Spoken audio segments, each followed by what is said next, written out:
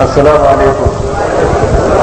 Masu girma limamai, mukaddamai, masu girma hakimai, masu girma ma'aikata, masu girma manyan mutanen gari, sauran yan uwan almajirai, alhamdulillah mun gode wa Allah da Allah sake sada mu da alheri a cikin wannan masallaci mai albarka.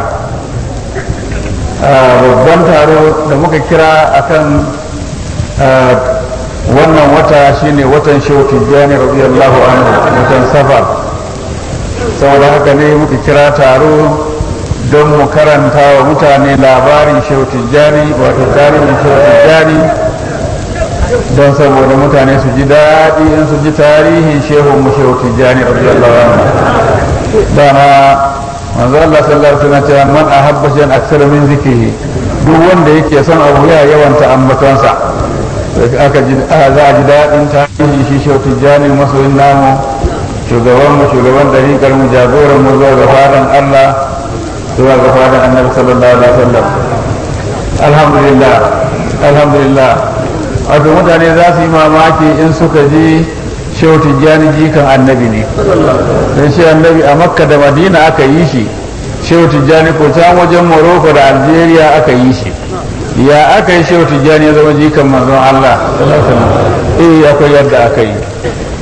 Manzon Allah sallallahu alaihi wasallama Allah ya aike shi zuwa ga duk duniya ga baki ɗaya daga Makka. Ya zauna yana isar da aikan Allah a Makka har shekara 13 sallallahu alaihi wasallam. Sannan Allah ya umarce shi da ƙaura. Yawancin Qur'ani kusan kashi 2 duka a Makka aka saukar da su. Allah ya umarce shi da ƙaura kuma Madina. Ya kuma Madina fiye da kashi 1 daga cikin kashi 3 aka saukar masa su a Madina, inda ya ƙarasa aikinsa sallallahu alaihi wasallam. Daga nan da aikinsa ya ƙare ya shekara 10 ya gama aikinsa.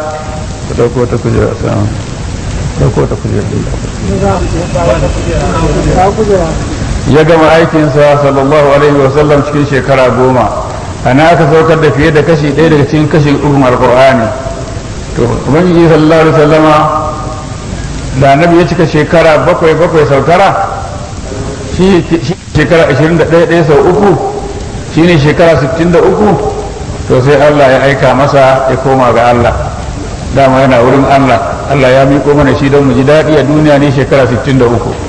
Tun ba ya halitta ba yana wurin Allah. Tun ba halicci komai ba, sama ba ƙasa ba duniya ba lahira, nan Muhammadu yana nan. Ba yana ɗauke da irin jiki irin nan namu bane. Wani asiri ne na Allah, bawan Allah, yardiddan Allah, amintaccen Allah, yana wurin Allah tun Allah bai komai ba. Sannan Allah ya miƙo mana shi da lokaci yayi, wa in min shay'in illa indana khaza'inuhu wa ma nunzilu illa bi qadarin ma'lum. Sai aka turo mana shi yi shekara 63 tare da mu a irin wannan jiki da muke dauke da shi. To da ya koma wajen Allah bai faɗi wanda zai gaje shi ba, sai dai isharori, amma ba abin da aka rubuta aka tabbatar cewa bayansa ga wanda zai gaje shi. Amma da ya rashin lafiya baya iya fitowa ya limanci, ya ce muru abubakarin falisalli bin nasi, ko mulki abubakar ya mutane sallah, kuma kowa yana nan cikin manyan Madina. Abubakar sai da yi sallah 17 tun kamun manzo Allah ya bar duniya. Da manzo Allah ya bar duniya sai sahabbai lansaru sai suka kira taro nan da nan, suka je dama su muhajirai baki ne, mu ne masu gari, saboda haka jagoran jama'a daga cikin mu zai fito. Sai da na Abubakar da Umaru sai suka ji labari. Umaru ya ce Abubakar tashi mu je wajen su. Aka tashi aka je wajen, aka ja ayoyi daga baya dai sai aka tabbatar da Abubakar shine khalifan manzon Allah sallallahu alaihi wasallam. Abubakar ya shekara 2 da wata 3 radiyallahu anhu da ya bar duniya. Kamun ya bar duniya sai ya yi wasiya ya nada Umaru shine magajinsa, don Allah ya nuna abin na annabi ya fi karfin jinin jika, wato ba wani ya gaji dan wani ya gaji wani, dan wani ya gaji wani bane. Abun annabci ne ba mulki bane. Abubakar ba dan annabi bane, zumuntar da ke tsakanin ma tana da nisa, shi dan banu taimin ne ba hashimi ba ne. to daga nan kuma sai aka sa sai na umar shi kuma adari ne, ya shekara 10 da wata 6 da kwana 13. da ya zo tafiya sai aka ce to kar ka bar mu cikin duhu, kai ma ka naɗa mana wanda zai gaje ka. ita ni ba abubakar ba ne, ba zai iya ɗaukar nauyinku ina da rai in ɗauki nauyinku bayan na mutu ba. ga mutum 6 duk wanda kuka ɗauka zai yi. aka je mutum 6 sai suka sallama wa mutum 2 shine sai na usman sai na ali. abdurrahman ya ce to shi ne zai yi naɗi, yana daga cikin mutum 6 ɗin. ta aka kira taro aka tabbatar da naɗin sai na usmanu. da aka naɗa sai na usmanu radiyallahu anhu, to sai na usmanu ya zauna shekara 11 da wata 11 da kwanaki. amma daga ƙarshe yan tawaye sai suka soma tasowa, samarin da aka haifa bayan annabi sallallahu alaihi wasallam suka soma tasowa, suna nuna wa khalifa din reni. ta kai ga har yana hudu ba a kwace sandarsa karya maganganu, faɗi kayi kaza baka da tsoron Allah, kayi kaza a dauko Qur'ani bude masa, karanta nan ifta tasiyata, karanta sura ta 9, karanta Allah azina lakum am Allah taftaru. shi abubuwan da kake na haka Allah ya ce kai ko kuma ƙarya kake wa Allah, abin da ya ɓaci. to da ƙarshe sai yan tawaye, to sai waɗansu mutane kewaye da shi waɗanda ba ƙarfin imani ba ne. in sai na Ali ya shigo ya ba shawara in ya fita, sai waɗannan mutane ce masa abin da yake faɗa maka nan ba shi ne daidai ba ka ganin kai sarki ne, shugabansa nan man ya zo gaban ka yana ta faɗa, to baka san iyakan abin da yake cikin jama'a ba, yana so ne ya karɓi mulkin da ƙarfi. to shi kenan haka dai abin da ƙarshe dai yan tawaye suka yanka sai na usmanu. sai abin ya ji daɗi. ma'awiya shi ne hakimin sham, sai ce shi ba zai sallama wa aliyu ba sai aliyu ya kama waɗanda suka ce na usmanu ya hukunta su tukunna. sai na ali ya ce to inda kowa ya ce ba zai mini baya ba sai na yi hukunci, yaushe na cika mai hukunci ma balle in yi hukunci, kai mu baya mu haɗa kai sannan mu bincika waɗanda suka wannan aika mu hukunta su. yace shi bai yarda ba. to shi kenan dama a cikin mutane akwai waɗanda ba sa jin daɗin harkokin, sai suka goyi bayan wannan abin da ya zama ba daɗi. to bayan nan ba kawo kujeran ba ne? an kawo siyasa ne za a samu sanan ne a zauna nan ranka kusa da shi. to shi kenan to sai abin bai daɗi ba. sai na Ali a daddafe ja kaɗan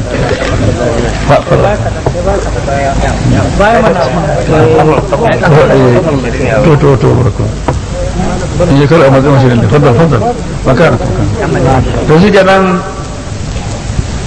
sai abin ya zama gaba. sai na Ali sai suka ce kai kasar nan ba za ta yi kyau ba sai an kashe mutum 3. dole ne a kashe sai na Ali, dole a kashe ma'awiya, dole a kashe amr ibn as.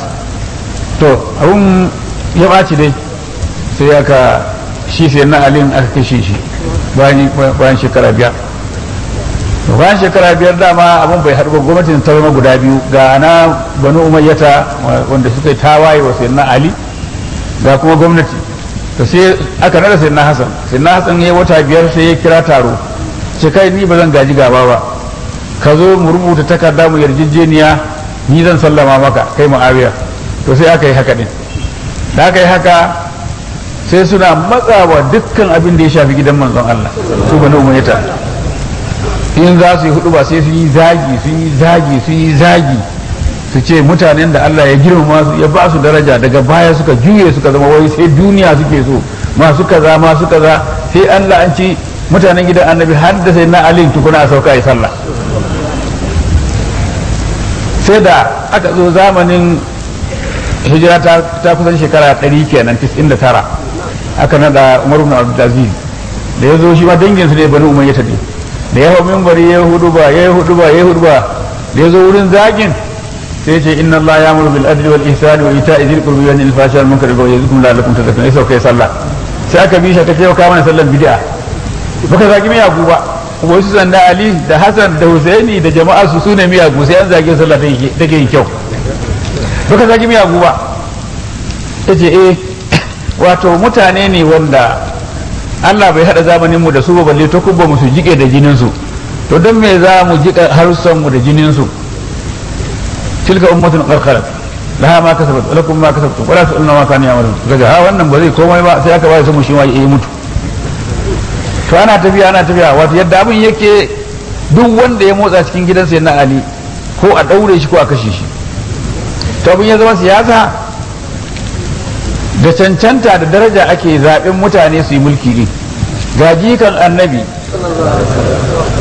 gaji kan Abu Sufyana an ce ka zabi da wa za ka zaba to shi da aka gane wayonka sai aka yi ta daure su ana boyewa tunda bi in ka gaji za ka zaba to aka yi ta shekara sai da suka yi mulkin wata dubu su Banu Umayya daga 80 da wani abu da mulkin su ya kare Banu Abbas su kama su kakkashe su da ta zubar da jini suka mulki ya dawo hannun Banu Abbas to su Banu Umayya dama tsakanin su da Annabi sallallahu alaihi wasallam su Abshamawa ne Banu Abdi Shamsin ne su Banu Umayya shi ko Annabi Banu Hashim ne Hashim da Abdi Shamsin da Naufal da su ƴaƴan Abdu Manafin ne su hudu to shikenan sai da mulki ya dawo hannun Banu Abbas sai aka ce alhamdulillah waɗannan sai suka numfasa alhamdulillah suka mulki ya dawo gida sun huta da sharri to sun huta da sharri abu sai ya kusan zama kamar da yanzu kuma gaji kan annabi gaji kan Abbas ka zaba har yanzu to sai ka sake ganin sa ai aka da kama su ana kokoya ana kakkashe ana kokoya to har dai hijira ta kai 145 suka ce kai mun gaji da wannan azaba me yasa ba za mu yi damara bane mu kwaci haƙƙin mu da ƙarfi sai aka samu wani gwarzo jikan sayyidina Ali ana kiransa Muhammad dan Abdullahi sai suka ce to ai kai ne ma cancanta kai damara domin kai ne ma mahadin da ake fada kai Muhammadu ne dan Abdullahi ne jikan Fadima kai ne ya kamata ka kwatan mana haƙƙin mu shikenan sai suka taru ka hada baki su hada kai da su da duk magoya bayan su kuma ka san dukkan dai musulmi mai imani wanda ba siyasa cikin zuciyarsa jika annabi yake so sai ka taru sai aka kori wanda Banu Abbas suka nada a Madina sarkin Madina suka kore shi suka nada nasu mulki yana Baghdad sai a wancan ya ji labari shi shugaban kasa gaba daya shi Abu Ja'far al-Mansur sai aiko musu takarda ce na ji labarin kun yi tawaye har kun kori gwamna na ku janye tawaye in ba ku janye tawayen nan ba to zan muku abin da Allah ya ce wa yan tawaye إنما جزاء الذين يحاربون الله ورسوله ويسعون في الأرض فسادا أن يقتلوا أو يصلبوا أو تقطع أيديهم وأرجلهم من خلاف أو ينفوا من الأرض. sakamakon ku kenan zai karanta suka ce suka mayar masa da wasiƙa su Muhammad Nafsu Zakiya dan Abdullahi al-Kamil ya rubuta wasiƙa shi ma bismillahir rahmanir rahim inna fir'auna ala fil ardi wa ja'ala ahla shi'an يستضعف طائفة منهم يذبح أبناءهم ويستحيي نساءهم إنه كان من المفسدين ونريد أن نمن على الذين استضعفوا في الأرض ونجعلهم أئمة ونجعلهم الوارثين ونمكن لهم في الأرض ونري فرعون وهامان وجنودهم منهم ما كانوا يهزمون يا أيها مسا يا كرمتا sai wannan ya kira cewa wannan yan tawaye ne wannan ko ya kira wannan fir'auna ne kawai ya kwaci haƙƙin mutane daddanne su ga masu haƙƙi to sai ya rubuta ya ce haƙƙin nan namu ne ku azzalumai ne kuka kwace haƙƙi mu kuka yi mana danniya mu ne masu haƙƙi sai Abu Ja'far ya rubuto takarda ta wani haƙƙi gare ku ko kuna dangantuwa da annabi ta wajen mace ne mu muna dangantuwa da annabi ta wajen namiji ne wani haƙƙi ke ga ɗan mata ga ɗan namiji shikenan suka yi ta kira wa juna suka yi ta kira wa juna ce kai bari ku ga baka ba ku da wani haƙƙi lokacin da annabi ya bayyana ya tadda yan uwan babansa mutum 4 ya kira su zuwa ga Allah mutum 2 suka zama musulmi mutum 2 su zama musulmi ba a cikin mutum biyu da suka zama musulmi ɗaya kakanmu ne, a cikin mutum biyu da ba su zama musulmi ba ɗaya kakanku ne, me za ku ci? a suna nufin Abu Talib da Abu Lahab, suna nufin Abbas da Hamza. Suka yi ta maganganu marasa daɗi, wasiƙu marasa daɗi tun daga Rajab, Sha'ban, Ramadan, tun daga Rajab, Sha'ban, a cikin rawar sai abin ya juye ya zama yaƙi. Aka zo aka yaƙe su, aka kashe Muhammad Nafsu Zakiya dan Abdullahi al-Kamil dan Hassan al-Musanna dan Hassan al-Sibti. Shikenan sai ubansu Abdullahi din yana daure kurkuku, a kurkuku ya rasu. Duk wanda abu da ake yi babansu yana kurkuku, shi Abdullahi al-Kamil. Suka gudu, aka ba da cewa ga mutane masu kamata duk inda aka kamo su a kashe su. Sai suka kwanta a rana, suka bata kamannin jikinsu, suka karya harshen su, sai ka ce ba larabawa suna larabci. Suka bi ta Misra, wataran suna hira da dare, sai suka manta, suka koma larabci mai kyau irin nasu na gida. Sai wata tsohuwa ta mazata, Allah sarki, wannan samari kun tuna mini irin larabcin mu na Madina. Ke iya tafi, mu ba mutanen Madina bane. Ke tafi, mu ba mutanen Madina bane. To haka dai har Allah tsiratar da su, suka bi ta Misra, Algeria, suka bulle Maghrib al-Aqsa, shine Morocco, in ka ga dama ka ce Algeria duk ƙasa ɗaya ne. A nan ne tsakanin fitan Ahmad dan Muhammad Nafsu Zakiya da aihuwan Shehu Tijjani shekara 1000 da shekara 5. Shekara 1000 da shekara 5. Domin ya fito ne hijira tana da shekara 145. Aka haifi Shehu Tijjani hijira tana da shekara 1150. To an haife shi radiyallahu anhu a wannan ƙasa, in ka ga dama ka ce Algeria tun da ainihin mabinin. Yana da shekara 7 ya haddace alkur'ani. Daga nan yana karatu da ya kai shekara 16 aka yi masa aure. An yi masa aure kenan da babansa da mahaifiyarsa duk sai suka rasu rana ɗaya a wani wuta annoba da ta faru. Aka yi musu makabari wuri ɗaya. To sai ya saki matar da kai ba lokacin aure ne yanzu ba, ita mace ba abin da take so illa ta ja filo ta kwanta. Tijjani ko abin da yake so ya karatu ya ibada, ba hada gudu da susan ɗorai. Ya sake ta, kamun Shehu Tijjani ya kai shekara 21 bayan ya yawace manyan biranen ilimi na ƙasar yamma, sai da aka rasa malamin da zai karantar da shi ko da yawan ilimi. Ana nan da ƙarshe sai ya sayi wasu kuyangi guda 2 ya yanta su ya mai da su matansa, Mubaraka da Mabroka. Daga nan bayan ya yi tafiye-tafiye shekararsa 80, bai taɓa yin shekara 20 a gari ɗaya ba. Kaji dai garin da aka haife shi na shekara 16 ya bar garin, sai dai ya zo ya je nan ya zauna, ya je nan ya zauna, sai ya zauna istigrari a Tilmisan. A Tilmisan Shehu Tijjani ya zauna shekara 17. To anan ne yayi niyyar zai tafi haji, ina da shekara 36 radiyallahu anhu. Da ya tafi ya ji waje ruwa, ya je ya sauka a Tunis.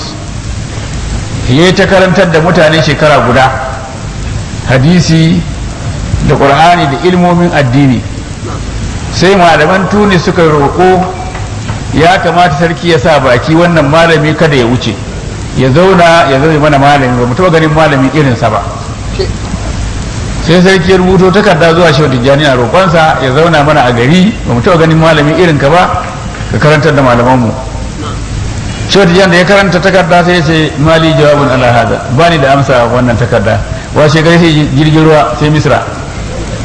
Ya je Misra, shi al'adar Shehu Tijjani duk rayuwarsa duk garin da ya sai ya tambaya wane ne babban malami wanda ba ka masa a garin nan, a faɗa masa ya je ya gan shi. Ya tambaya ko wani mutum ne wanda ake raɗin ko waliyi ne, in ce wani ne sai ya je ya gan shi. To da zuwansa sai ya je gidan Mahmudul Kurdi, babban malami wanda yake kuma ana kyauta da to shi waliyi ne. Shehu Tijjani da ganin Shehu Tijjani sai ya ce anta habibullah, anta habibullah, kai din nan masoyin Allah ne, kai din nan masoyin Allah ne. Shehu Tijjani ce ka roƙa mini Allah, Allah mai da ni ƙulubi mana. Ya ce laka ma fauka zalika, abinda Allah ya ji maka ya wuce na. to sai aka yi ta tambayin Shehu Tijjani ka san dai Misra aka yi ta tambayoyi duk abin da aka tambaye shi na addini na littattafai sai ya zama kamar shi abin shi kadai ya karanta ko yana ba da amsa kamar yana gani a takarda. Malamai suka ji mamaki, malaman Misra suka ji mamaki, aka yi ta taruwa, malamai suka yi ta taruwa har ya gama zamansa a Misra ya tashi ya je Makka. Ya isa Makka ya tambaya wanne ne malamin da ake zaton wali ne a garin nan, sai aka ce wato Abdullahi Hindi shine ake zaton wali ne. Sai ya je wajensa, sai Abdullahi Hindi ya ce shi ba da izinin saduwa da mutane yanzu, abinda ake so a rubuto masa ya ba da amsa. Shehu ya rubuta takarda ya ba shi amsa, haka ake yi rubuticceniya, yace bai da izinin saduwa da mutane yanzu. Sai ya gaya Shehu Tijjani da ƙarshe ce zan mutu rana kaza ga watan kaza, ina so ka halarci janaza ta kai wa 'ya'yana wasiya, kuma na tabbata abin da ke na wani asirin walittaka kai ne za ka gaje shi.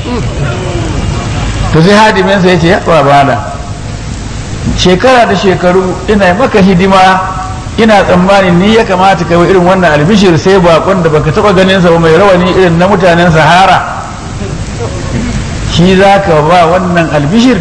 Ya yaro mai albarka, abin ai ba nawa bane, da nawa ne da na dana, abin da ba na sani. Shehu Tijjani zama Makka azumi Shawwal, sai malamin ya rasu.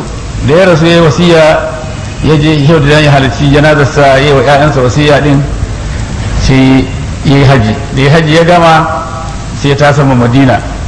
Da ya je Madina ya tambaya kan al'adarsa wane ne babban malamin da ake zaton wali ne a garin nan, sai aka ce al-Qutb Sammani. sai je ya sadu da shi, yana da kuka, yau shekara ta 37 ina cikin 38 kenan, na yi yawo ina neman azkaru da zan yi tarbiyya in yi usuli ban samu ba, abu ba yi wa. sai ce yau kan bukata ka za ta biya tun da ka gamu da ni. Ya ba shi asraru, ya ba shi azkaru. Figan da ya je sai ya dawo ya ba shi abin, sai je na ga mun abokan tarbiyya hankali na koma gida ba zan iya ka dakata ba da dewa za ka yi tarbiyya ka yi usuli. Ya ba zan iya zama ba, hankali na koma gida ga azkarunka. To sai bai ji daɗi ba shi al-Qutb Sammani, ka dakata mana kaɗan a ƙibli tusbaha. Kenan sai Shehu Tijjani ya tashi, wato Allah ya yi haka ne, Allah yana nufin ilmomin da Shehu Tijjani ya karanta duka waɗannan malamansa ne, malamin Qur'ani, malamin hadisi, malamin furu'a, malamin tasrifi ko li'irabi ko balaga ko menene, usul guda biyu, usulul fiqh, usulul dini, duk gaba ke duk abin da mutum ya karanta malaminsa na ƙololuwa wanda za su je gaban Allah da shi a matsayinsa shi malaminsa ne, shi ne malamin ma'arifa, shi ne ƙoƙon malami ma'arifa. kamar yadda kasan dai yanzu mutane malamai iri-iri ko waɗanda malamai da sunan almajiransu, masu kuɗi suna da almajiransu, sunansu barori, sarakuna suna da almajiransu, sunansu fadawa. Mu gaddawa muna da almajiranmu, wato mu alarammomi, sunan almajiranmu gaddawa. Malaman tafsiri, malaman littattafai suna da almajiransu, sunansu ɗalibai. To shehunai suna da almajiransu, kokuwa kenan sunansu muridai. in an kai kokowa kenan. To malami arifi mai jagora din nan to shine kokuwar malamin ka na har abada wanda za ku je gaban Allah da shi, zama wasa hujjar ka. To Shehu Tijjani bai dace a ce wani wali ya ja shi ya kai shi fadan annabi ba, sai da ya ja wani wali ya kai fadan annabi. Ko haka da Allah ya hana ya tarbiya usuli wurin kowane malami. Ya dawo wajen Mahmudul Kurdi a garin dawowa, ya ba shi ɗariƙa karwatiya, shi Mahmud Kurdi ya kaddama shi a cikin ɗariƙar. Ya dawo yana tahowa sai ya gamu da Ali Harazim a Wajda, sai ya ce masa ka daɗe kana wahal da ni, ina ta neman ka gaya min mafarkin da kai. Ya gaya masa, to shi ba ya kaddama cikin wannan ɗariƙar. Ya komo Tilmisana bayan tafiya wanda ta kai zuwa da dawowa Makka tafiya shekara 3 ya dawo, wato yana da shekara 39 kenan radiyallahu anhu. to sai niyan ƙaura daga Tilmisana inda ya zauna shekara 17 ya ƙaura ya koma Abu Samgun. yana da wuri biyu, Abu Samgun da Shallala, kamar gari biyu duk garinsa ne radiyallahu anhu, inda ya shekara 16. to katsam yana da shekara 46, wato bayan ya tare Abu Samgun da shekara 7 kenan. katsam sai ya ga annabi sallallahu alaihi wasallam ba cikin mafarki ba, a wani wuri da ake kiran kasrul is'ad a Abu Samgun. kawai ga annabi gashi sallallahu alaihi wasallam. annabi ya bashi dariƙa, duk ɗariƙun da suke hannunka gaban guda 10 ɗin nan ajiye musu, wannan za ka riga ita kadai. saboda haka ne ya zama mana sharaɗi mu yan Tijjaniya ba mu haɗa ɗariƙa Tijjaniya da wata ɗariƙa. tun daga annabi ya ce wa Shehu Tijjani ajiye dukkan ɗariƙun da suke hannunka guda 10 ɗin nan ajiye su ga ɗariƙar da za ka riga ita kadai. ya ba shi ɗariƙan nan, amma lokacin ba haɗa masa da la ilaha illallah ba tukuna, amma ba wai kamar yadda muke yin ta a yanzu, wannan 100 wannan 100 wannan 100 wannan 30 wannan 50 wannan 100 wannan 12. akwai ƙari a lokacin, akwai ninke-ninke a lokacin, sai da ya kai shekara 4 bayan nan, wato ya zama mai shekara 50 kenan radiyallahu anhu. to sai aka cikata masa da la ilaha illallah. to daga nan da ya kai shekara 63 sai aka umurce shi da ƙaura daga Abu Samgun ya koma Fas. ya tashi ya koma Fas yana da shekara 17 radiyallahu anhu. yana da shekara 63 inda ya ƙara shekara 17. nawa kenan? 80 mana, ga 63 ga 17 80 kenan.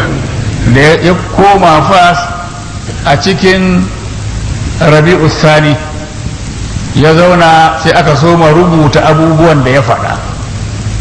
sai ya ce a tattara duk gaba ke daya gona, bai sun a rubuta maganarsa. kina ana nan idan mutum ya zo ya ce to ka shaida na ganka, ka shaida na ganka, kai mini karama irin taku ta waliyai ka cece ne, ce ni ba ruwana da kowa, kaji ko kowa je ne wanda zai na, ni ba ruwana kar wuri karshe min in cece shi a lahira, ba ruwana kowa je ta kansa. sai annabi ya ce masa ai Allah ya turo maka wannan falala da wannan daraja ne don ka taimaki jama'an musulmi, in kai haka ai baka yi taimako ba kenan. yace to in dai kana so in yadda sai ka mini alkawari. yace kai roƙo mana in maka amin. yace to Allah ina roƙonka duk wanda ya karbi dariƙa ta Allah ka shigar da shi aljanna ba hisabi ba uquba. annabi ya ce amin. annabi ya ce amin, Allah ya karba. Allah ina roƙonka wanda ya shiga dariƙa ta in iyayensa musulmi ne, iyaye maza da iyaye mata, Allah ka shigar da su aljanna in dai ba kafirai bane kuma ba makiyana bane. annabi ya ce amin, Allah ya yarda. yayi ta duk wanda ya amfani ko da ruwan sha ko da abinci ko da wani duk abin amfani, Allah kai masa gafara ka shigar da shi aljanna. annabi ya ce amin.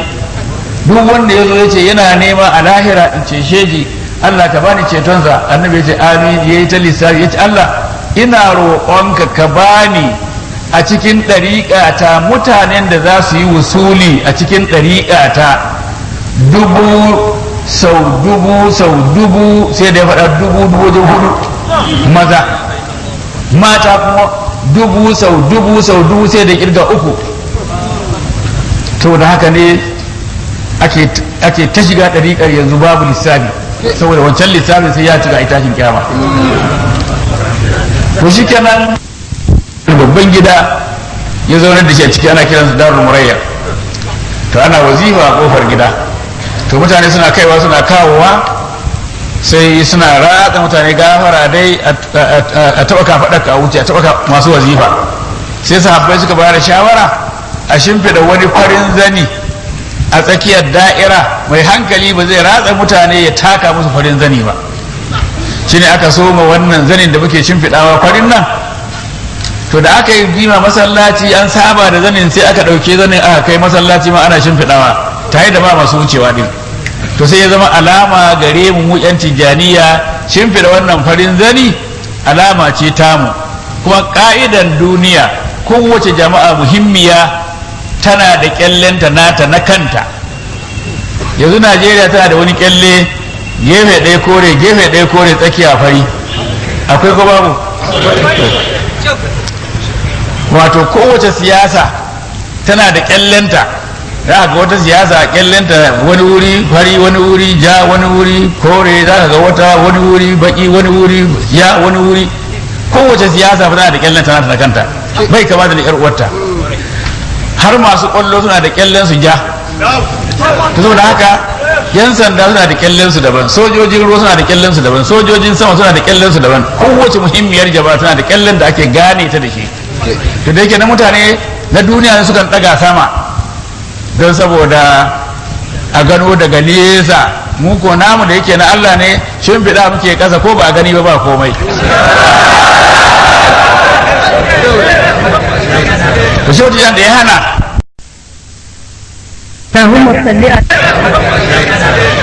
da ya hana a rubuta maganganunsa ɗin nan ya koma cikin rabi'u sani jima'a da lula jima'a da saniya. To sai annabi ya ba da izini kar ka sake cewa a ƙona abubuwan da ka faɗa, ni na ce a rubuta shi ya zama littafi. Sai aka so ma rubuta cikin watan Rajab, sai da aka yi shekara guda ana rubutu da wata 4, wato Rajab, Sha'aban, Ramadan, Shawwal, Zulqida, bayan shekara guda kenan da wata 4 aka yi ana rubuta Jahirul Ma'ani. To daga baya sai annabi ya ce yana son ya aiki shi Ali Harazim da masu rakiyarsa Ibn al-Ahmar su raka shi su je Makka da Madina, akwai abubuwan da za su yi a can. To sai suka raka shi din. Manzon Allah sallallahu alaihi wasallam ya gaya wa Shehu Tijjani, don Shehu Tijjani ya tambaye shi, mutanen mu suna cewa wai mu sharifai ne, jikokinka ne, yaya abin yake ne? Annabi ya ce masa gaskiya ne, kai sharifi ne, jikana ne ta wajen Alhassan, amma a cikin jikoki na ɗauke ka na mai da kai ɗana, anta waladi haqqan anta waladi haqqan anta waladi haqqan. Kuma ashabuka ashabi fuqara'uka fuqara'i talamizatuka talamizati kullahum la yuzuni. Ina tabbatar maka yadda nake da jama'a iri uku, kai ma kana da jama'a iri uku, na ɗebi nakan na zuba cikin nawa. Annabi sallallahu alaihi wasallam da mutane cabinet manyan sahabbansa, idan wani sahabi ya kuskura ya taba wani to ba zai ji daɗi wajen annabi ba, ya taba da wallahi adina taba min sahabbaina wallahi adina taba min sahabbai. Shi wanda ya taba ma ba sahabi ne, amma kuma wasu waɗannan as-sabiquna awwaluna ne, su ne manya wanda suka riga kowa. To wannan ashabuka kenan. Akwai kuma waɗanda suke abinda suke nema annabi yayi magana ko ya aikata wani abu su haddace ko su rubuta, ana kiransu almajiran annabi. Akwai waɗansu kuma saboda talauci kafirai sun zo sai su ki zuwa kusa da su, wai suna wari, da annabi zai tattara waɗannan ya kore su da sun shigo sun ji abin da yake faɗa. Ana kiransu fuqara'ul muhajirin. To annabi ya ce wa Shehu Tijjani, na ɗauki sahabbanka wato as-sabiqun ka na mai da su cikin sahabbai na as-sabiqun, na ɗauki almajiranka na zuba su a cikin almajirai na fuqara wa fuqara'i. At-talamiza ka talamiza ce, kuma matalautan cikin mutanen ka na ɗiba na haɗa su da su Haibu su Ammaru su Bilalu da ake cewa suna da tsumma ba su da daɗin zama.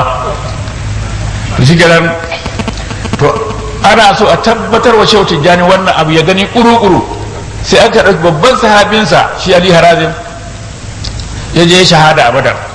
Yanzu kabarinsa yana nan cikin sahabban annabi a Badar, an tabbatar da ashabuka ashabi kenan. Da ka je yanzu an yi ziyara da kai a Badar, sai masu ziyartarwa su ce maka hal turidu an tazura Sheikh al-Maghribi, ko kana so ka ziyarci Shehu Morocco ne? In ka je sai ka tada kabarin sa an rubuta ya laitani kuntu ma'ahum fa fuza fawzan azima. Ina rubuce a jikin wani dutse a kabarin sa. Saboda haka ashabuka ashabi kenan fuqara ko gaye. Talaka qul lahum la yuzuni, amma ka shedin mutanen ka kasu cuce ni Shehu Tijjani ya ce a'a ya Rasulullah yaya za su cuce ka kana inda suke suna inda suke je bi izayati ba'dihim ba'da in sun cuci juna sun cuce ni saboda haka hadari ne dan Tijjaniya ya cuci dan uwansa dan Tijjaniya hadari ne babba kamar dai domin kowane dan Tijjaniya ya dauke da wani uniform daga Shehu Tijjani daga Annabi sallallahu alaihi wasallam yanzu a nan Kaduna kai fara da soja ka kekketa masa rigarsa gara kamar limamin garin nan ka keta masa riga ba gara kamar limamin garin nan keta masa riga abinda zai faru in gare ka in ka kada soja ka keta masa kakin nan nasa wai ba shi ka taba ba gwamnati ka taba shi ko liman mutum ka taba to haka duk dan Tijjaniya kayan Shehu Tijjani kayan annabi ne kayan gwamnatin Allah ne saboda haka ake hanawa kar mu cuci junanmu wato in ka lura dan Tijjaniya yana so ya yi fada da kai ya gaba da kai kai nesa da shi kar ma ka zo kusa da shi balle abin ya zama gaskiya in bai ganka da wa zai fada kai nesa da shi in dai kaga hankalinsa yana neman ya gaba da kai fada to kai nesa da shi in bai sani ba kai ka sani hal yastawi allazina ya'lamuna wal ladzina la ya'lamun wanda bai sani da wanda ya sani sai daidai to saboda haka Shehu Tijjani radiyallahu anhu yake fada Shehu Ibrahim da yazo yana cewa akan maganar dariqat Tijjaniya yana ce tariqu mahadil fadl war ridwani ustiza bis sunnati wal furqani har lokacin da yace walasta fi akhdh at-tariqi tarbahu illa idha kunta dawaman tuslihu mu'azziman li ahlihi jami'a la siyama khassatukum muti'a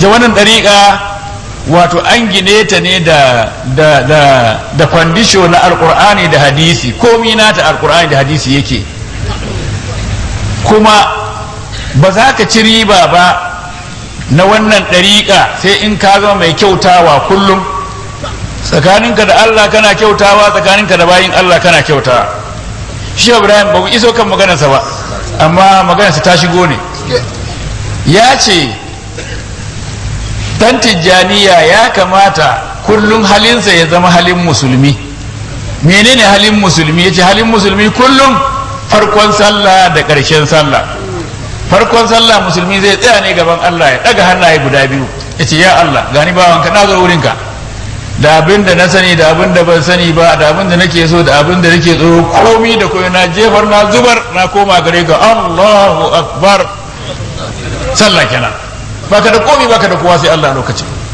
ka rabu da komi ka kama Allah mai alari ma yana faɗa yana cewa idza atayta ila salati fafarrin qalbaka min ad-dunya ma fiha washtagil bi muraqabati mawlaka alladhi tusalli li wajhi in ka zo zaka yi sallah ka raba zuciyarka da duniya da abin da yake cikin duniya ka fuskanci Allah da kake wa sallah to in ka gama sallah sai Allah ce to shikenan kai abin da ake nema za a baka lada za a baka aljanna amma fa kar ka yadda ka cuci bayi na su yi karanka waje na in ɗebi dukkan ladanka in biya maka bashi da shi in ladanka ya ƙare in kwaso laifinsu in zuwa maka in jefa ka a wuta sai musulmi ya ce a Allah ai ba haka zan yi ba na san bayinka daga masu karɓar littafin su ta hanyar dama ta hannun dama sai masu karɓa ta hannun hagu to ga yadda zan yi da kowanne a cikin bayanka assalamu alaikum wa rahmatullah assalamu alaikum wa rahmatullah ta hannun dama duk zan zauna lafiya da kowa ashabul yamin da ashabul shimal duk zan zauna su lafiya sai to shikenan nan kam ka kyauta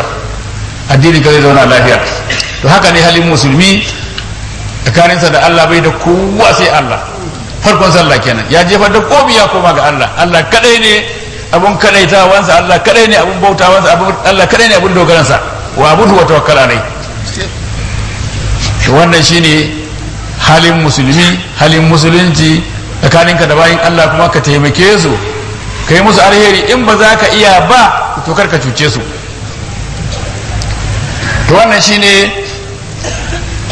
abinda Shehu Tijjani ya yake faɗa kar a cuci yan uwa yan Tijjaniya Shehu Ibrahim radiyallahu anhu ya aike ni kasashen Larabawa da takarda suka roƙe shi ya aike ni wajen su shigar da su ɗariƙa da tarbiyya na je wani gari akwai khalifan Shehu ana kiransa Abul Qasim sai ina wa'azi to akwai waɗansu muƙaddamai tsakaninsu ba sosai ake shiri ba to ina yin wa'azi na ce musu yanzu akwai alkawari tsakanin annabi da shehu tijjani. Kowane dan tijjaniya yana da gida a illiyina, kowa. To amma ya ce kada a cuce shi. Menene cutarsa? aka ce in mun cuci juna mun cuce shi. To ina jin tsoron kada ku cuci junanku, a goge sunan mutum daga illiyina, ban san inda za a sake rubutawa ba. Yanzu misali, Sheikh Abul Qasim yana da budurwa kyakkyawa, a cikin kuma kaddara akwai masu sonta. Wata rana sai ɗayan ku ya zo da la'azar ranar juma'a, ga ku da fararen kaya kullum. Daga zuwansa sai kanin budurwar ya huto, ya ci abinci, cikinsa majina da manja, bakinsa majina da manja da hura, hannunsa dukun da miya. Daga ganin bakon sai ya kwanta a kansa, ya ta goggoga masa waɗannan abubuwa, ya yi murna ya samu mutum da ke kyauta masa. Ɓaɓɓata rigar bakon da ɗaya daga cikin mai neman yarinyar fa, zai bugi yaro? Zai buge shi? Bai masa ɓanna ba ne? Kuma zai buge shi? Saboda me? Saboda yaron ne ko saboda wani abu? Oho. To kai ma dan tijjani ka kiyaye dan tijjaniya saboda wani abu. Wani abu shine shehu tijjani da annabi sallallahu alaihi wasallam. Karka yadda ka bata da su. Karka yadda. Sai na sake buga wani misali a nan Najeriya. Na ce ga mutum ya je gidan wani basarake ko wani dan siyasa ko wani mai kuɗi neman wata alhurma, wata kuɗi din ko ta wani taimako. Ya je tar da mai gidan bai fito ba, yana zaune yana jira. Sai yaronsa ya fito karami, shi ma ya ci abinci, cikinsa duka miya da manja, bakinsa majina da hura da manja, hannayensa haka miya. Da ganin bakon sai ya faɗi a kansa yana gogowa ga masa waɗannan abubuwa. Zai bugi ɗan mai gida? Ta bari kaji ya buge shi abinda zai faru. Ya buge shi, yaron sai ya tayi duk inda ubansa yake a gidan sai ya same shi, ko akan kowane gado yake sai ya same shi. Ina kan kuka, wani bako ne buge ni, wani bako ne buge ni, wani bako ne. Sai ya jetar da uban sai ya ce wani bako ne buge ni, wani bako ne buge ni. Sai uban ya taso ya sa shi a gaba. Wannan ne ya buge ni, wannan ne ya buge ni. Malam me wannan yaro ya maka ka buge shi? A mai gida zan buge shi a banza ne, ban namun, ka gani? Ban namun, zan buge shi a banza ne, ban namun, ka gani? Ka ga abin da mu. Cewa malam kai ba ka da yara ne a gidanka? To mu yaran masu ladabi ne, shi malam ya kaka gidana ne. Ran kai da dama wurin ka na zai, to shi ke na sallame ka. Abin da yake neman ya samu, me yasa bai yi haƙuri ba? Saboda haka kowane ɗan tijjani ya yi haƙuri da 'ya'yan shehu tijjani. Yana da manyan 'ya'ya, yana da ƙanana, yana da malamai, yana da waɗanda ba su yi karatu ba, yana da masu hankali, yana da masu rangwamen hankali, duk yana son kayansa. To abu ya haƙure, to sai ka dubi shehu tijjani. Wannan shine tariƙar shehu tijjani radiyallahu anhu. Shehu tijjani radiyallahu anhu ya ci gaba da zama a Fas. Ana neman, Allah yana neman ya bayyana shehu tijjani radiyallahu anhu cikin malamai, domin guri ne da malamai. Morocco, Fas, musamman Fas. To sai wani balarabe ya yi sallah ya manta jakar kudinsa, ya koma ya dawo, ya je inda ya arola bai gani ba, ya zo inda ya sallah bai gani ba. Sai wani yana masallaci sai ya ga gigicewar wannan mutum. Sai ba Allah me yake damun ka ne? Ce wallahi kudi na yar, ko inda na yi arola na jefa, ko ina na jefa, to na san na yi sallah anan ko nan na jefa, ban sani ba.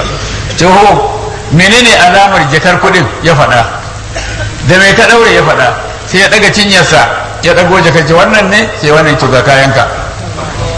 Sai ji wallahi kai ina dan aljanna ne, wallahi kai ina dan aljanna ne. In ba kai dan aljanna, mata ta zaku uku.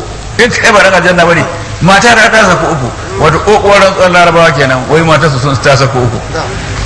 Yake ne ya dawo yana murna, ci kai amma har yanzu da bayin Allah, kun ji suka ce to ai ka fada cikin wata musibar, ka samu kudin ka amma ka rasa matarka, banda Allah ya san dan aljanna. Shikenan damuwa ta sake samu mai kudi. Duk malamin da ya tambace gaskiya ne, banda Allah ba wanda ya san dan aljanna, matarka dai ta saku ku at least. Ya ce yawon nema ya rasa, sai wani ya ce masa akwai wani bakon malami ana kiransa Abul Abbasi Amir Tijjani, ka je ka tambaye shi mana, an ce shi ma malami ne ba dama.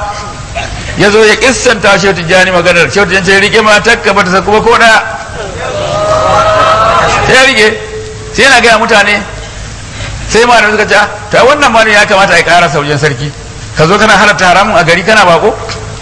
Kan kira taron malamai gaban Maula Suleiman, aka kira taro, aka nemo Shehu Tijjani, aka maida malamai ku maida magana ku ga malamin ya zo, suka maida magana su, ina mai matar gani, to ina ka samu abinda waɗannan dukkan ba, ya ce zalika fi kitabillah, Qur'ani yake yi, a Qur'ani ku ayina, fa amma man khafa maqama rabbih wa nahaa an-nafsa 'anil hawa fa innal jannata hiya al-ma'wa.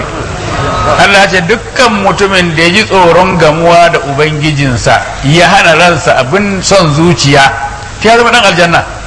Wannan balaraben yana son kuɗi yadda kowa ke son kuɗi, ba wanda ya gan shi ba wanda ya ga kuɗin, ba abin da ya sa ya miƙa kuɗin nan sai tsoron gamuwa da ubangijinsa ya hana ransa abin da take so ya miƙa kuɗin nan, to me saura?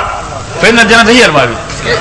To shikenan tun daga rannan dukkan damuwa na matsalan addini wajensa ake kaiwa, suka mai da dukkan abin da ya faɗa, in ya faɗi maka sai ya ce wannan hadhihi mas'ala yanbaghi an tuktaba bi zawbi zahabi, wannan mas'ala yau mun samu matsaya ya kamata a rubuta da ruwan gol. To shi yasa ake cewa littafin sa jawahirul ma'ani, kowace ma'ana jauhara ce wanda aka rubuta da ruwan gol. Shehu Tijjani kenan radiyallahu anhu.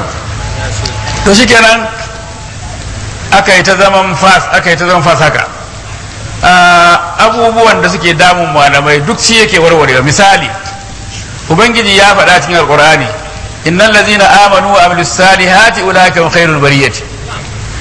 Yan adam waɗanda suka yi imani, wanda suka yi kyakkyawan aiki, su ne zaɓaɓɓu a cikin bayin Allah duka fa. To sai hadisi kuma ya zo ya ce, hadisul qudsi ya ce, man zakarni fi nafsihi zakartu fi nafsi wa man zakarni fi mala'in zakartu fi mala'in khairin min mala'ihi. Duk wanda ya ambace ni, inji Allah, duk mutumin da ya ambace ni shi kadai daga shi sai ni ma zan ambace shi ni kadai sai shi, ba wanda ya sani. In ku ya ambace ni cikin taro, ni ma zan ambace cikin taron da suka fi taronsa. Kar ku manta taron da ake zikiri da su sune ya ayyuhal ladina amanu zkurullah zikran kaseera, ko sune aka ce innal ladina amanu din wa amilus salihati ulaika khairul bariyati. To tunda aka ce sune fiyayyu a cikin dukkan talikai, yau kuwa ina za a samu waɗansu wanda suka ce sune fiyayyu a cikin talikai? A za a samu. To ya za a hada? Wannan Allah ne ya faɗa, wannan ma Allah ne ya faɗa. Ya za a hada? In ka karyata wannan ka karyata Allah, in ka karyata wannan ka karyata Allah, kuma ba sa haduwa. Allah ya ce muminai masu kyakkyawa aiki dukkan halittan Allah su ne shugabanninsu, su ne manyansu. Kuma ya ce duk mutumin da ya zikiri ya ambace shi kadai zai ambace shi kadai, in ku ya ambace cikin jama'a, wato muminan nan masu zikiri, Allah zai ambace cikin jama'ar da suka fi jama'arsa. To ina za a samo su?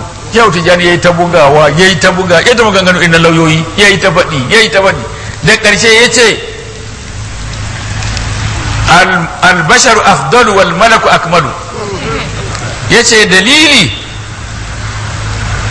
su mala'iku dukkansu da babbansu da ƙaraminsu duk gaba ɗaya ba mai sabon Allah ko ɗaya. Su ku ɗan adam akwai muminai masu kyakkyawan aiki ɗin, kai har akwai annaba ma, har akwai annabi Muhammadu cikinsu. To jama'ar da annabi Muhammadu yake cikinsu ina za a samu jama'ar da ta kai su? To amma ka tuna lokacin da kake zikirin na ba da annabi Muhammadu kake zikirin ba, da waɗansu ne. Da annabi Muhammadu ne da sahabbai da annaba kake zikiri, to ba za a samu waɗanda suka fi su ba. Amma yanzu da waɗansu mutane muminai kake wannan zikirin, mai wani a cikinsu wani in ya tashi ma zai je ya sabo din. Amma mala'ika gaba ɗaya da yusabbihuna al-laila wan nahara la yafturun. To sai wata ce ma'anarsa dai in kana neman kamala cikakkiya ba na ƙasa, mala'iku. In kana neman darajar da ba kamata, yan adam muminai. Domin ƙoƙuwar halitta gaba da annabi Muhammadu, bayan Ibrahim da Musa da Isa da Nuhu, bayan Ibrahim da Musa da Isa da Nuhu, shine sama da kowace halitta sallallahu alaihi wasallam kuma irin jikin mu yake dauke da shi na cewa bashar. To irin waɗannan damuwoyin su ne Shehu Tijjani ke warwarewa, ake kiran littafinsa Jawahirul Ma'ani. Saboda haka littafin Jawahirul Ma'ani littafin malamai ne, ba littafin malamai bane, balle ya zama littafin jahilai. Idan mutum ya ɗauki Jawahirul Ma'ani wai zai hujja da shi ya zagi masu dariƙa, ga abin da kuka rubuta littafin su ya ishe shi abin dariya. Dan karamin misali, a samu dan boko da ya samu PhD na sanin language na English, na sanin language na English, kaga duk abin da ake aikatawa dai sai an hada da language din ko, sai an hada da bakin Ingilishin ko, sai ka samu PhD na language da kada ana kiran ka mai kenan doctor ko ma sallama da to doctor sai ya je ya sayo littafi irin na likitocin fiɗa, ya sayo littafin da me aka rubuta da language din wane ne doctor language wannan mutum. To sai yayi ta karantawa yayi ta in ciwo ya zama kaza ga yadda ake yi da shi, ga yadda ake yi da shi, ga yadda in kuma kaza ne ga yadda ake yi, ga yadda ake yi in kuma shekarunsa kaza ne ga yadda ake yi, ga yadda in bakar fata ne ga yadda ake yi, in jar fata ne ga yadda ake yi, in wurin zafi ne ga yadda ake yi, in wurin sanyi ne ga yadda, in kaga kaza duk aka yi masa kibiyoyi na nuna komai da komai cikin littafin. Sai ya karanta ce ya gane, matarsa za ta aihu abun ya gagara, ya zai yi, sai ya sa ta daki zai fede, ba ya iya ba, ba dokta bane shi, ga littafi kuma ya karanta Jawahirul Ma'ani.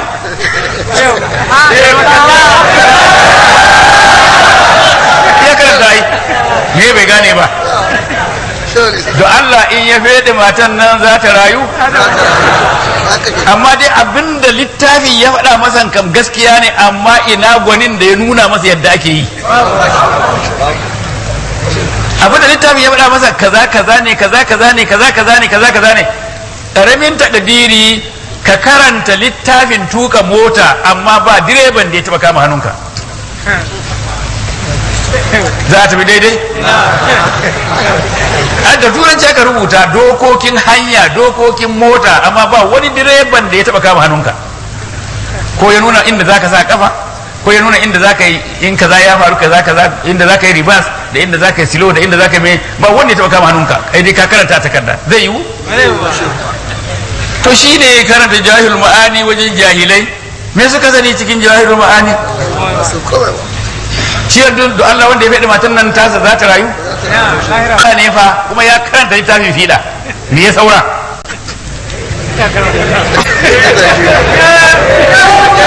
To dole ne kowane ilimi sai ka gamu da mai shi ya karantar da kai, bayan ya karantar da kai ya nuna maka yadda ake yi. Shi yasa aka sa su Imam Abu Hanifa, su Imam Malik, su Imam Shafi, su Imam Ahmad, abinda ka karanta nan ga yadda ake yin sa, ga yadda ake practical ake ga yadda abinda ka karanta nan ga yadda ake yin sa, shine aikin su malaman mazhaba kenan. Aikin su malaman dariqa kuma gyaran zuciya, wa nafsin wa ma sawaha fa alhamaha fujura wa taqwaha da dabla man zakkaha wa irkhab man dassaha. Allah shine ya halci zuciyar dan adam, yayi mata ilhami mai muni da mai kyau. Mai munin sai Allah ya mai da hannun shaidanu, wa inna shayatina la yuhuna ila awliyaihim li yujadilukum. Shaidanu ana musu wahayi, wahayinsu suke wa ƴan uwansu shaidanun mutane don su samu yadda za su yi jayayya da ku. Shaidanu suna yi wa mutane ƴan uwansu shaidanu wahayi, in sun ce kaza ku ce masa kaza fa, in sun ce kaza ku ce masa kaza fa. Akwai wani da aka taba yi a nan garin, yace ƴan ɗariƙa sun ce in sun shimfiɗa kyalle, annabi shi yana zakowa shi zauna bisa kyallen da sahabbai, in sun so mai jauhara din ka ja kyallen, in ka ji nauyi annabi ya zaka. Kaji wayin shedan, kaji wayin shedan don ya ja hankalin. Wa inna shayatina la yuhuna ila awliyahum li yujadilukum wa in atumuhum wa innakum la mushrikun. duk abin da ka faɗa shedan zai gaya mutumin sa kai masa amsa da kaza duk abin da ka faɗa shedan zai gaya masa yi masa amsa da kaza. Sun fara ne da annabi sallallahu alaihi wasallam, wai annabi ya ce abin da ya yanka da bakin karfe halal ne, amma abin da Allah ya yanka da kansa haramun ne. Wai mushe shi ne yankan Allah, abin da aka yanka kuma da hannu wai da bakin karfe. Wai yaya za ka ce abin da Allah yanka da kansa ka ce haramun ne, amma ko abin da kai ka yanka da bakin karfe amma halal ne. To in shaidanu suna wa mutanen su wahayi don su yi jayayya da mutane. Fa ana wa fujuraha, to wa taqwaha, kuma Allah yadda yake wa zuciya batacciya ta karbi wahayin shaidanu in batacciya ce, haka Allah yake goge zuciyar bayinsa ya sa musu tsoron Allah. Wattaqullaha wa yu'allimukumullah, ku ji tsoron Allah. In kun ji tsoron Allah, Allah da kansa zai ba ku ilimi. Domin zuciyoyi, manzon Allah yana cewa inna fil jasadi mudghatan idza salahat salaha al jasadu kulluhu wa idza fasadat fasada al jasadu kulluhu ala wa hiya al qalbu ala wa hiya al qalbu ala hiya al qalbu. Akwai wata tsoka da na sani a jikin dan adam, inji annabi. In ta yi kyau duk dan adam din yayi kyau, in ta yi muni duk dan adam din yayi muni. In ba ku santa ba ita ce zuciya, ita ce zuciya, ita ce zuciya. To shine yace inna li kulli shay'in saqalatan wa saqalatul qalbi zikrullah. Kowane abu yana da magoginsa da ake goge shi da shi ya kyau. Magogin zuciya zikirin Allah. To shine in an goge zuciyar da zikiri da yace fa alama fujura wa taqwaha da dabla man zakkaha, duk wanda ya gyara zuciyarsa hakika yayi babban rabo. Domin maganganunsa za su gyaru, halayensa za su gyaru, ayyukansa za su gyaru. Wakar kama wanda sa duk wanda ya turba da zuciyar a banza shi ko ya lalace, ya tabe. Misalin kamar zuciyar in ka tsarkake ta da istighfari da salatin annabi da la ilaha illallah da jawhara da soyayyar manzon Allah sallallahu alaihi wasallama, to wannan kai babban rabo. In kuma ka turbude ta a ƙasa ko a fitsari ko a jini ko a kashi ko a kwatami, nan kuma ka taɓe. Me ya turbu da zuciya? Mun ji dai na istighfari da salatin annabi da la ilaha illallah da jawhara da son annabi sallallahu alaihi wasallam. Mene ya turbu da ta kuma a cikin kashi a ƙasa da fitsari da kashi da jini da kwatami? Mutumin da shi ba ruwansa da duniya, ba ruwansa la illa ya ba mutane dariya, kawai ai dariya. A cikin maganar ba wani sabon Allah, ba wani zikirin Allah, shi da yi dariya kawai. Bai damu da komai shi da ya ba mutane dariya kawai, abin da ya dame shi kenan. Wannan ya lalace. Ba da haka aka yi zuciyarsa wai ta turbude ta a ƙasa kawai. Wake turbude zuciyarsa a fitsari? Mutumin da ko ya yi maganan matan banza zai yi, ko ya yi shiru tunanin matan banza yake yi. Wannan ya turbude zuciyarsa a fitsari. Ba don haka aka yi zuciyar ba, wanke ta ke so a yi. Wa yake turbude zuciyarsa a jini? Mutumin da yake zagin mutane. Wannan mutum ba, ai baka san shi, kai baka san shi kake banza. Ai mutum banza ne, ai kaza, ina kaza, har ma a ce masa mushriki yana sallah kuwa. To wannan ya turbude zuciyarsa a cikin jini. Domin Allah ya ce kar ku ci naman dan uwanku, yanzu an ba ku mushin dan uwanku za ku ci shi. To don me kuke cin namansa? Wato radansa cin namansa ne, balle fa zaginsa. To mai radan mutane, mai zagin mutane, mai cin mutuncin mutane shine ke turbude zuciyarsa a cikin jini. Wake turbude zuciya a kashi? Mutumin da ba ruwansa da halal da haramu, shi da abinci ya samu. Duk abin da lauje yanko ciyawa ne. Ci wannan, ci dai abinci ya samu dai. To shi wannan ya turbude zuciyarsa cikin kashi. Wake turbude zuciyarsa a kwatami? Me ake kiransa kwatami? Da kashin ne, da fitsarin ne, da jinin ne, da duk abin da ba shi da kyau a gaba. Ya ce wallahi wannan abu da muka sa a gaba, in aka ce ga abin da zan yi in samu wannan abu, komai munin abin zan yi shi. Ranka dai ba za a tuna lahira, to ba a tuba ne, ba a tuba ne. To wannan shine wanda ya tuba da zuciyarsa, wanda za ta kara maka son annabi. A kai ka tuba ko a ƙasa ko a fitsari ko a jini ko a kashi ko a kwatabi. Bar khaba man dassaha, wanda ya tuba da zuciyarsa haka ya tabe, in ji Allah. To wannan shi yasa aka sa malamai, waliyai, wa'annan ulul amri. Akwai ulul, Allah ya ce adi'u Allah wa adi'u Rasul, ulul amri minkum. Allah ya yi umurni ku bi umurninsa, ku bi umurnin manzonsa, kuma ku bi umurnin waɗanda suke ma'abuta lamarinku wanda Allah ya sa lamarinku a hannunsu. Lamarinmu na ƙur'ani yana hannun suwa, yana hannun ƙur'a'u alarammomi malaman ƙur'ani ba da sahihul li ghairihi da hasani